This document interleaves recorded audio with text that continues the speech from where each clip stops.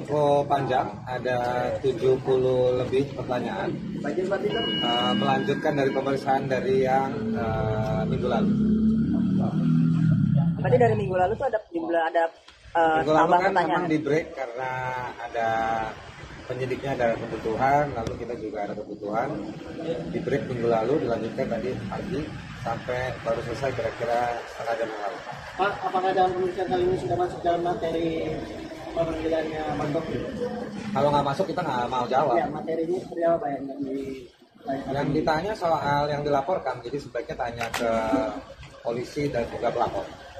Bang, tadi kan bawa bukti sampai 1 kardus itu Bang dari pagi itu apa aja Bang serahkan ke penyidik Bang? Isinya sumber-sumber ilmiah, bacaan terkait dengan bacaannya Pak Rocky yang kemudian melahirkan analisa dari Pak Rocky yang disampaikan di forum yang kemudian dipermasalahkan. Wow. Saya tidak didakwa atau tidak akan diperkarakan dengan undang-undang penghinaan presiden karena pertanyaan seperti itu tidak terlihat di dalam daftar pertanyaan yang diajukan ke saya. Jadi kelihatannya agak jelas bahwa saya akan dicoba di pidana dengan undang-undang menyebarkan kebohongan, undang-undang KUHP tahun 46 itu. Bohongan yang menyebabkan keonaran. Kira-kira itu.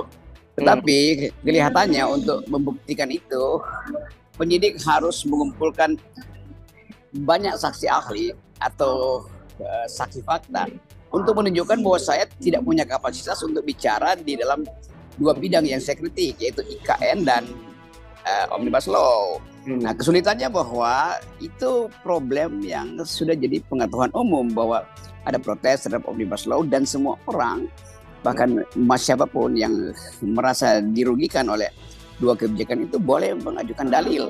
Kan ini soal yang sudah diucapkan ke publik. Jadi bukan sekedar ahli yang boleh bicara di situ, tapi orang yang protes terhadap IKN, buruh yang protes dengan cara demonstrasi, akademis yang protes dengan cara konseptual, teoritis, berhak untuk mengajukan pendapat. Jadi bukan sekedar mereka yang membuat undang-undang itu yang memang menipu, atau mereka yang mempertahankan undang-undang itu yang memang disuruh untuk mempertahankan, tapi hak publik, hak rakyat, hak netizen, hak talk show station untuk membahas itu. Jadi kelihatannya akan ada kesulitan, tapi saya akan ikuti prosedur pemeriksaan itu. Jadi itu semacam pasal langganan lah. Kalau nggak dapat apa-apa ya pergi pada pasal 40 pada Undang-Undang Pidana 46 itu. Dan pasal itu pasal yang sebetulnya dibuat oleh pemerintah Belanda untuk menghalangi bangsa ini untuk merdeka. Jadi sebetulnya konyol bahwa itu pasal yang sifatnya kolonialistis, otoriter dipakai sekarang justru di era demokrasi dan keterbukaan. Jadi konyolnya di situ, atau sering saya katakan dungunya di situ sebetulnya. Tapi kalau itu pun dipaksakan, kita bisa lihat apa argumentasinya nanti itu. Tentu penyidik hanya diperlukan atau memang hanya diminta untuk menyidik, dan pengadilan yang harus memutuskan pasal ini relevan apa tidak. Kalau nggak, lama-lama semua orang yang mengucapkan kritik pada IKN akan dijerat dong. Semua aktivis yang protes soal buruh itu akan dijerat karena dianggap nggak punya kapasitas untuk mempersoalkan. Yang punya kapasitas siapa? Yang membuat undang-undang tentunya. Yang punya kapasitas siapa? Ya Mahkamah Konstitusi. Tapi justru Mahkamah Konstitusi main-main dengan soal tuntutan untuk pembatalan itu lewat judicial review. Ya dari awal terasa bahwa ini dipaksakan, dan ya tugas penyidik adalah menyidik sesuatu yang sudah dilaporkan kan. Ya, tapi memang ada hal yang lain, yaitu paralel dengan itu saya ditolak di mana-mana tuh karena dianggap saya punya kasus dengan negara, dengan Pak Jokowi. Itu ditolak di Surabaya, ditolak di Jogja juga ditolak beberapa lembaga. Padahal sebetulnya mahasiswa mengundang saya untuk minta keterangan apa sebetulnya isi dari Omnibus Law dan IKN itu, masuk apa yang saya kritik kan. Jadi justru kalau rektor-rektor ini tidak sepakat dengan pikiran saya, datang ke forum saya supaya bantah saya, bukan menolak pikiran saya kan. Jadi bagi para mahasiswa merasa bahwa kasus saya ini dikait-kaitkan dengan politik sehingga imbasnya juga sampai di kampus. Kan kasihan para mahasiswa yang ingin dapat kuliah saya, tapi oleh rektor bilang Pak Rocky lagi diperiksa di Bareskrim tuh, jadi kami larang. Tolong urusan apa? Kan saya belum dapat ketetapan hukum bahwa saya berbuat kriminal, kenapa saya dilarang? Itu konyolnya di situ nih, teman-teman rektor ini atau dekan atau mereka yang bertanggung jawab untuk melarang. ceramah saya di kampus-kampus. Akhirnya terjadi adu massa tuh, kan dianggap bahwa mereka yang mendukung saya, yang pro saya juga merasa ya kalau saya dipersekusi ya hak mereka untuk melindungi saya kan. Karena itu artinya ada yang memprovokasi untuk mempersekusi saya.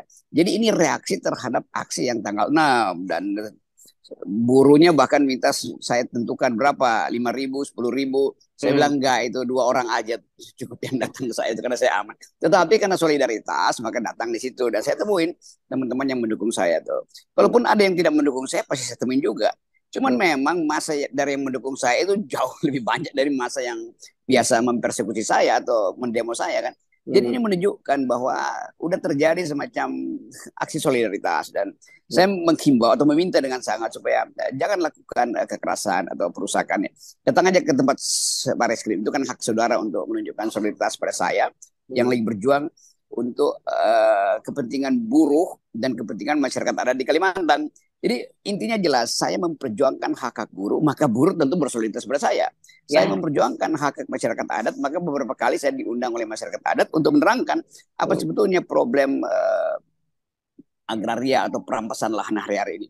Dan ini sangat relevan dengan apa yang terjadi di Rempang.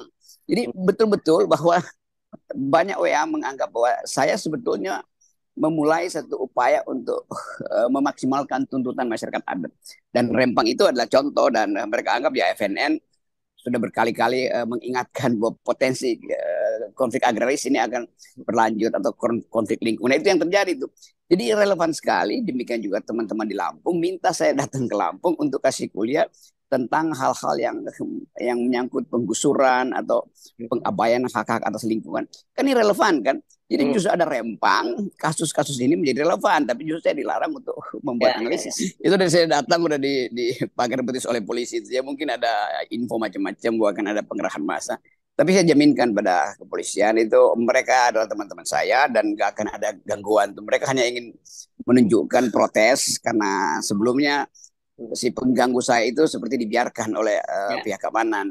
Tapi tentu itu ada hitungan-hitungan yang khusus dari pihak keamanan, terutama di lingkungan Bareskrim. Jadi saya kira aman-aman aja tuh. Mana mungkin Unila, universitas yang harusnya menapis pikiran, melakukan debat argumentatif, justru menolak saya.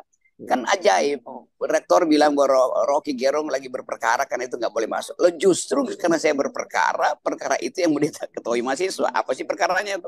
Bahkan kalaupun itu jadi soal yang tidak disetujui oleh Pak dosen atau dosen-dosen atau terutama rektor datang aja ke saya kan. Bantah pikiran saya persis di depan forum mahasiswa tuh. Jadi jangan halangi, itu masalahnya. Kan konyol universitas menghalangi percakapan akademis. Sama halnya partai politik PDIP yang seringkali menghalangi saya untuk bercakap dengan mahasiswa. Ini 2 kekonyolan. Institusi politik dan institusi akademis sama konyolnya, itu melarang pikiran.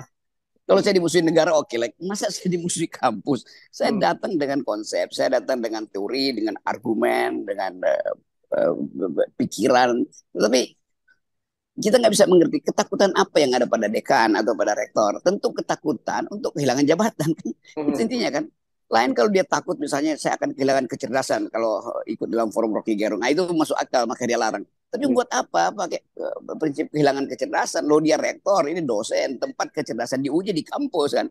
Tempat kritisisme dipastikan tumbuh itu dari kampus. Jadi sekaligus para rektor ini memberantas pertumbuhan akademis, memberantas kemampuan mahasiswa untuk mengajukan dalil. Jadi konyolnya di situ tuh. Nah, satu-satu keterangan adalah mereka ini PNS, karena itu takut akan turun pangkat. Buat apa mengabdi pada negara sekaligus mengabaikan perintah konstitusi?